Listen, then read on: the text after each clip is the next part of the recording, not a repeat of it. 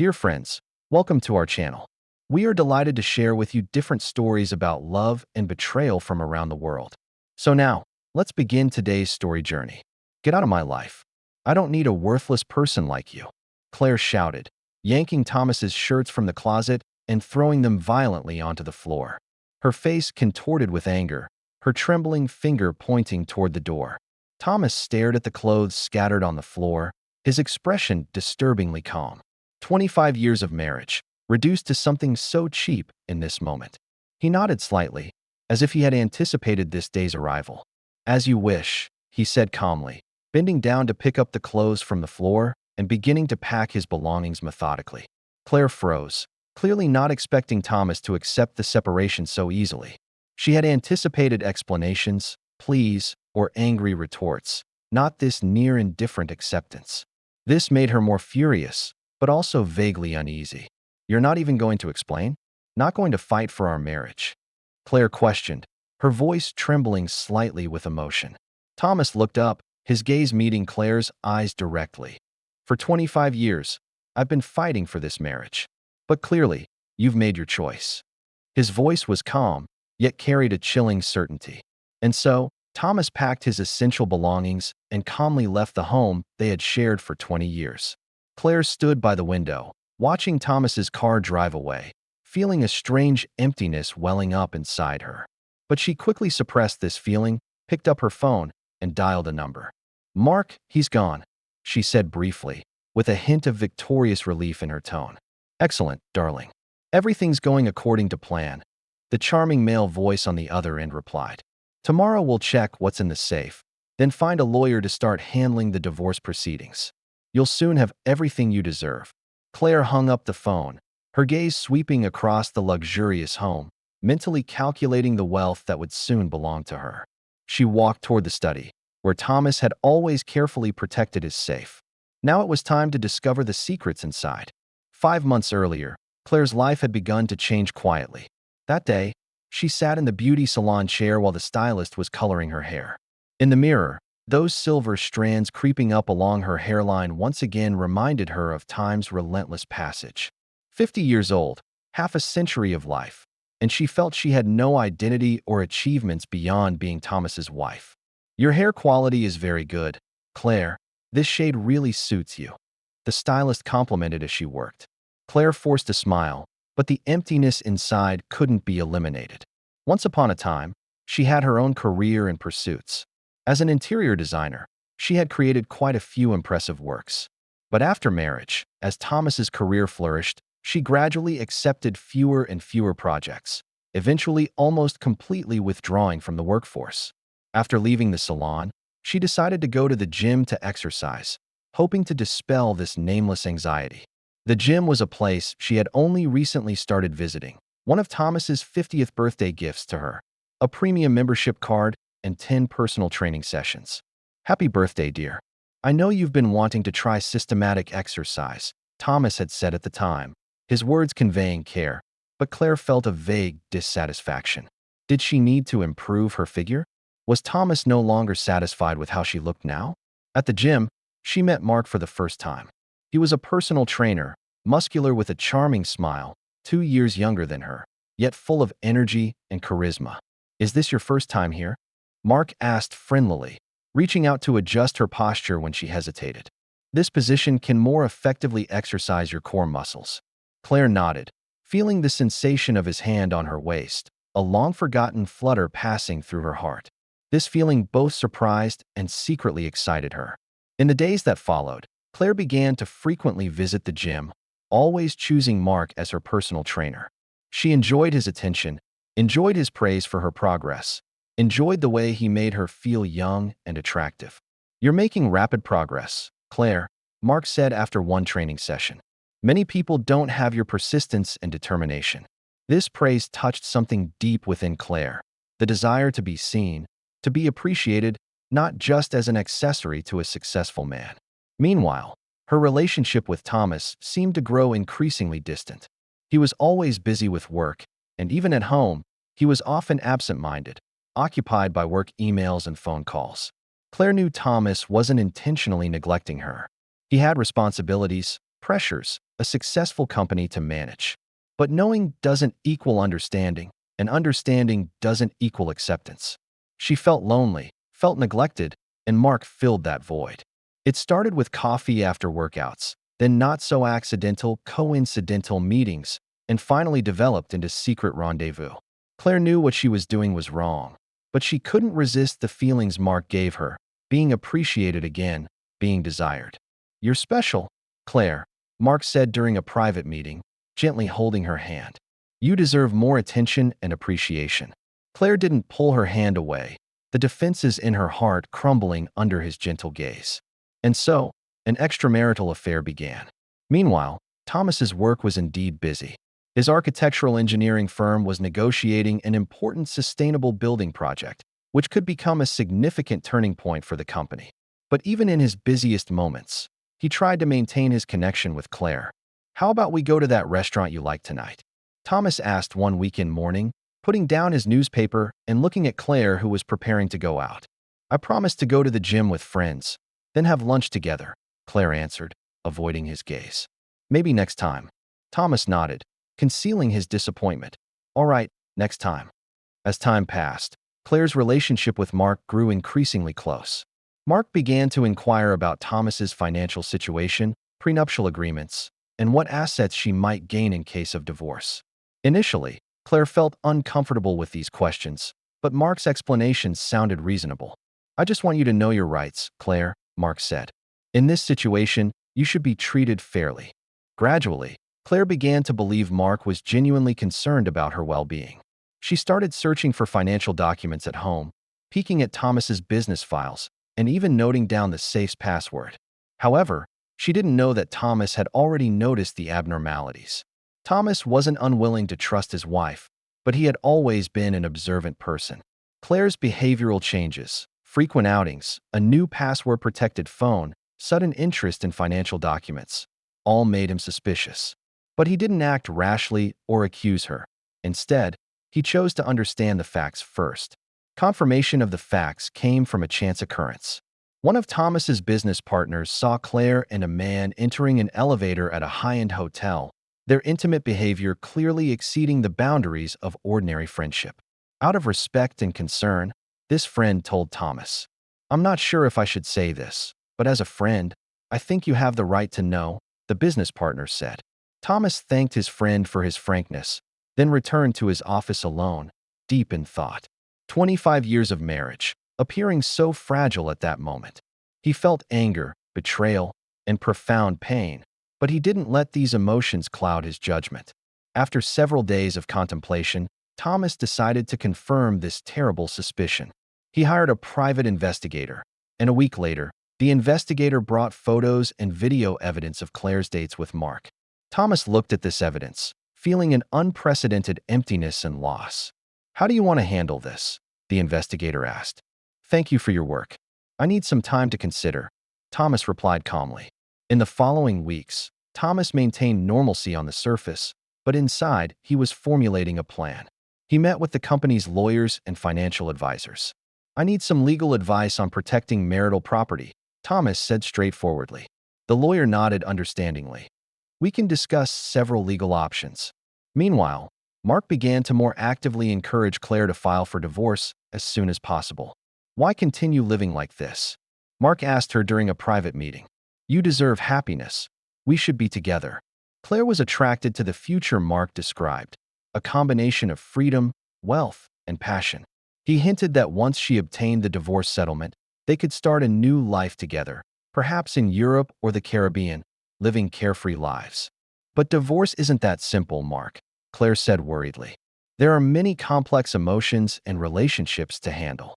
"What are you afraid of?" Mark countered. "Thomas clearly no longer cares about your needs and feelings. You have the right to happiness." Under Mark's constant encouragement, Claire's attitude gradually firmed. She decided to take the initiative and force Thomas to leave.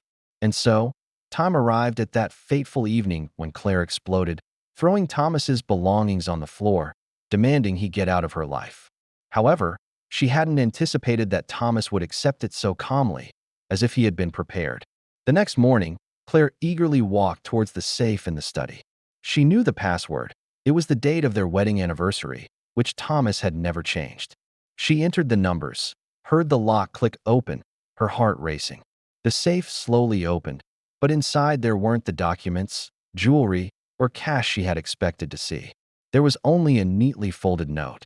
Claire picked up the note in confusion and unfolded it to read. Company shares have been transferred to my core team through a legal management buyout plan, with consideration deposited into my personal trust. The properties? Most are premarital assets or company assets. This is my lawyer's phone number. He will discuss a reasonable alimony with you. Claire's hands began to tremble, the note slipping from her fingers. She couldn't believe Thomas had done all this behind her back. She spun around, rushed to the phone, and dialed Thomas's number. The phone rang for a long time, eventually going to voicemail. "You bastard. You can't do this. This is my money, my house. I'll sue you," she roared into the voicemail, then hung up and immediately dialed Mark's number. "There was only a note in the safe," she said with a trembling voice. "He says he's transferred all the property." Silence on the other end for a moment. Then Mark's voice came through, his tone noticeably cooler. "This situation is a bit complicated. You need to contact a lawyer immediately. I have clients today. I'll contact you later." Claire put down the phone, suddenly feeling a wave of panic. She had never thought Thomas would be so decisive, so calmly handling her betrayal. She had always thought he would beg to reconcile, or at least remain silent, letting her take the half of the property she thought she deserved. But now, everything had become unpredictable. Claire sat there, thoughts in disarray, beginning to realize she might have made a serious mistake. Thomas sat in his temporarily rented apartment, staring at the angry voicemail Claire had left on his phone screen. He wasn't surprised. In fact, he had anticipated all of this. The preparations over the past few months were for this moment. Claire's reaction when she discovered her plan had failed. He touched the wedding ring still on his fingertip, feeling a twinge of pain. This ring had once been a symbol of their promise and love, but now it only reminded him of the fact that trust had been betrayed. He gently removed the ring, placing it in a drawer, this small action proving far more difficult than he had imagined. 25 years of marriage couldn't be easily erased. Pain, anger, feelings of betrayal. These emotions washed over him like waves. But Thomas had always been a rational person. Even in moments of intense emotion, he could maintain clarity. He walked to the window, looking at the unfamiliar street scene outside. This wasn't the ending he wanted, but since Claire had made her choice, he also had to face reality, protecting his dignity and the fruits of his work. Thomas turned off his phone and turned to his laptop. His lawyer had already sent the preliminary documents for the divorce procedure. He took a deep breath and began to check each item. Meanwhile, Claire was gripped by panic. She contacted several lawyers, but the answers she received were not satisfactory. According to American law, premarital property is usually not included in the division, and Thomas's transfer of shares, as long as it was based on reasonable business decisions, would be difficult to be deemed illegal. "But we've been married for 25 years. I have the right to half the property," Claire said to the third lawyer, her voice rising with excitement. "Mrs. Claire, the length of the marriage is indeed a consideration factor, but the law is more concerned with the source and nature of the property," the lawyer explained patiently. "If most of the assets are indeed premarital property or transferred through legitimate business actions, then your claim will face significant challenges." More frustrating for Claire was that Mark's attitude had noticeably cooled. Since learning about the property situation, his calls became fewer, his excuses more numerous. "You promised we would get through this together, Mark," Claire almost pleaded in one call.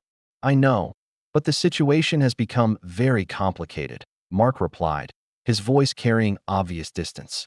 "I need some time to think. This isn't the situation I expected." Claire felt a sting. Mark's words revealed that his interest in her was likely directly related to the wealth he expected to gain from her. But she refused to fully accept this cruel realization, choosing to believe Mark was just temporarily frightened by the difficulties. A week later, Claire received a settlement proposal from Thomas's lawyer. Thomas was willing to give Claire a reasonable alimony, as well as the portion of their common property that truly belonged to their joint accumulation after marriage. This proposal was far below Claire's expectations, but her lawyer advised her to seriously consider it. "Based on the information we have, Most of Mr. Thomas's assets are indeed premarital property or transferred through legitimate business decisions, the lawyer explained. If we enter litigation proceedings, the outcome might be even less favorable for you. Claire rejected the settlement proposal, insisting on getting more through the court. She believed that based on her 25 years of contribution as a wife, the court would side with her. I gave everything to this family, gave up my own career, Claire told her lawyer. I won't accept these unfair terms. In the days that followed, Claire tried to contact Mark, but his responses became increasingly perfunctory, eventually stopping completely. Claire drove to the gym, hoping to communicate with Mark face to face, but she was told that Mark had taken a long vacation and gone out of town. Claire stood outside the gym, feeling a loneliness and betrayal like never before. She realized that Mark had likely viewed her as a means to obtain wealth from the beginning, rather than someone he genuinely cared about. This realization made her feel deeply humiliated and angry. Meanwhile, Thomas's life began to reorganize. He moved into a small but comfortable apartment and began to participate more in the company's daily operations. The support from his team made him feel warm. These loyal employees were now also shareholders of the company, and their common goal was to ensure the company's continued development.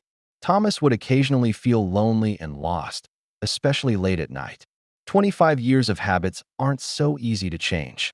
But he didn't indulge in these emotions. Instead, he chose to focus on rebuilding his life. As the legal proceedings progressed, Claire gradually learned that the situation wasn't as she had thought. Thomas provided detailed financial records, proving that most of the properties were indeed purchased before marriage, and the transfer of company shares was based on reasonable business considerations, with full board resolutions supporting it. More shocking to Claire was that during a court hearing, Thomas's lawyer presented evidence of her relationship with Mark, including photographs and hotel records collected by the private investigator. While this evidence might not significantly affect the property division legally, it severely damaged Claire's image in court. Leaving the court, Claire felt an unprecedented humiliation and despair. She tried to contact Mark again, but his phone had become unreachable.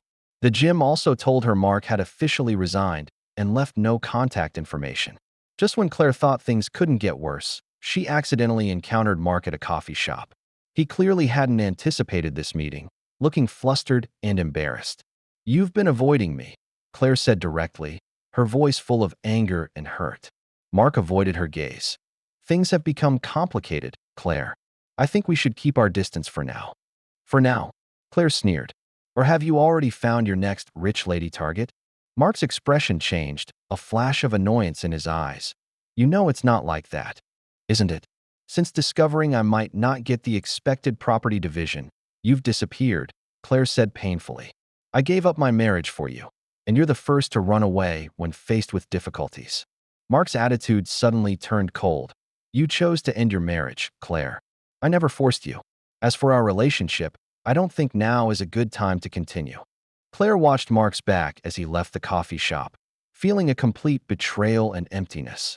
She realized she had not only lost her husband, but had also been abandoned by her so-called lover, left with only a potentially losing battle for property.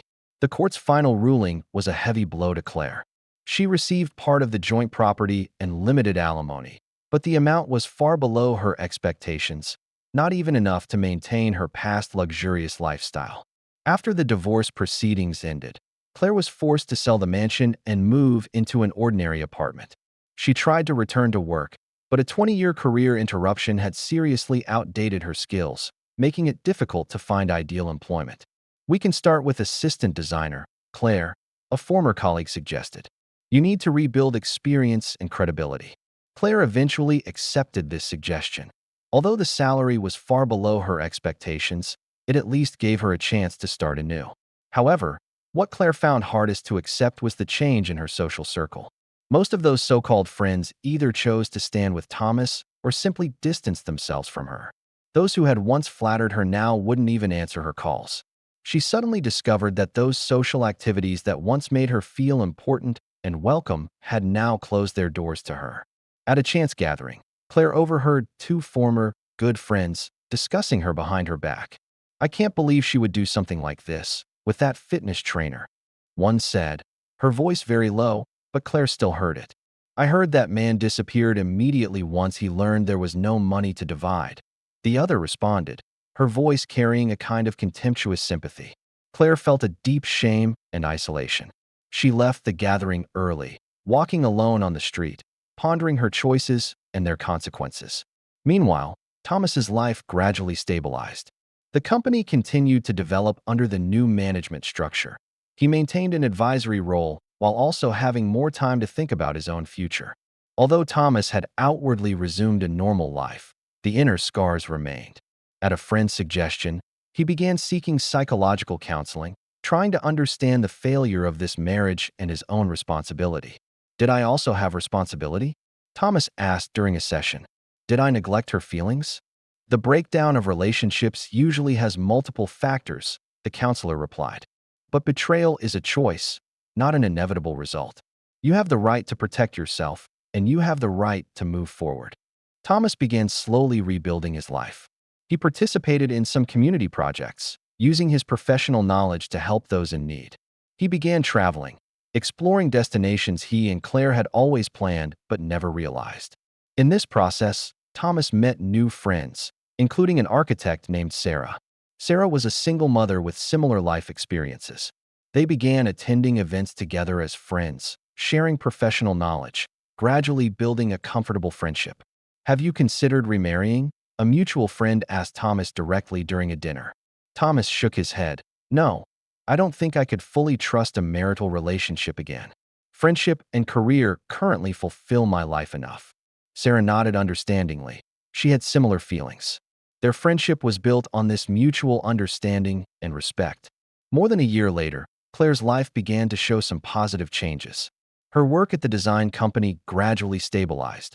Although the pressure was high and the salary not high, she began to rediscover a sense of professional achievement.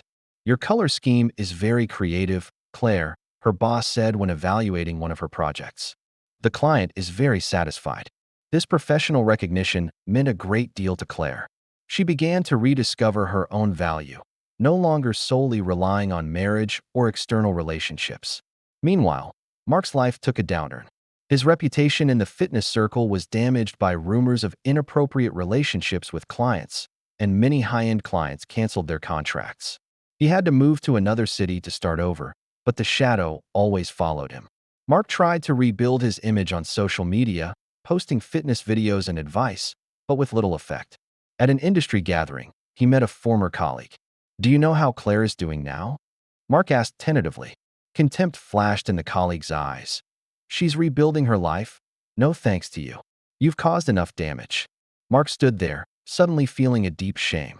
He realized his actions had not only ruined Claire's marriage, but also damaged his own reputation and future. On a cold winter day 2 years later, Claire accidentally encountered Thomas at a bookstore. He was browsing architectural design books, looking calm and focused. Claire hesitated, then walked towards him. Long time no see, Thomas, she said softly. Thomas turned around, surprise flashing across his face before returning to calmness. Yes, long time no see. The two stood there, surrounded by awkward silence. Finally, Claire spoke. I heard the company is doing well. Yes, the team is doing excellently, Thomas answered briefly. Another silence. Claire took a deep breath. Thomas, I know this might mean nothing, but I want to say I'm sorry. I regret my choices and actions. Thomas looked at her, no anger in his eyes, but no forgiveness either. Thank you for your apology, Claire. But some things, once they happen, cannot be undone. Claire nodded, feeling tears welling up. I understand. I just wanted you to know I recognize my mistakes. Thomas looked at his watch. I have to go. There's a meeting. He nodded briefly. Good luck, Claire. Claire watched Thomas leave the bookstore, tears finally falling. She knew Thomas would never forgive her betrayal, nor accept her apology.